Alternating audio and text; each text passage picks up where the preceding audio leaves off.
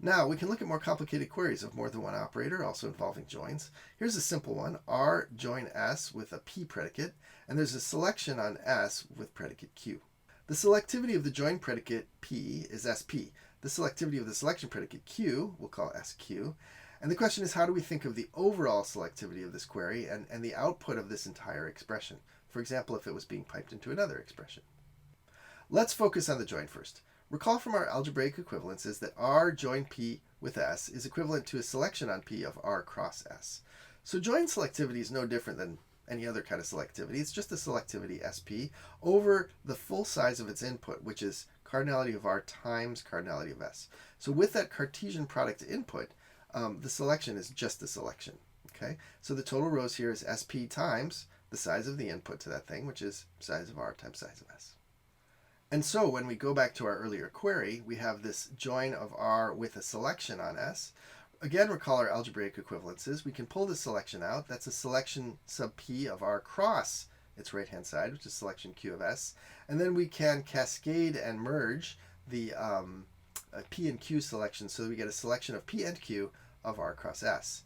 And so this is just the selectivity SP SQ multiplied together, applied to cardinality of R times cardinality of S.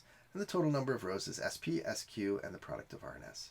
Remember again that the SP times SQ captures our independence assumption. We're assuming that P and Q are independent of each other for every tuple.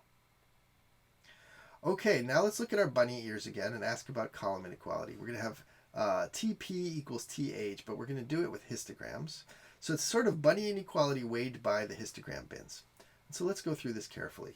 Let's start with the value S equals 0.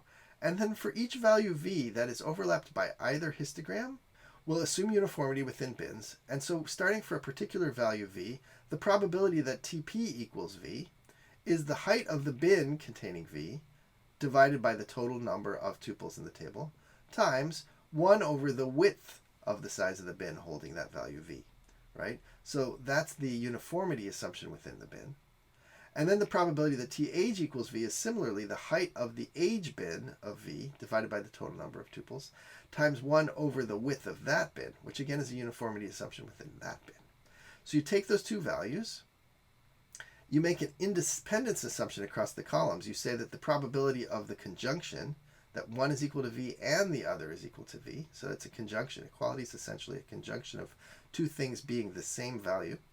That's the probability that TP equals V times the probability that TH equals V, which is the sum of those two expressions we saw above. S plus equals the height of bin P of V over n times width bin P of V times the height of bin age of V over n times the width of bin age of V. Now, this pseudocode here iterates through all the values that are covered by the histogram, which is pretty inefficient. You want to come up with a more efficient scheme here that iterates only on the bin boundaries. And to do this, you'll have to weight things a little bit by the widths of the bins. And I'll leave that as an exercise to you.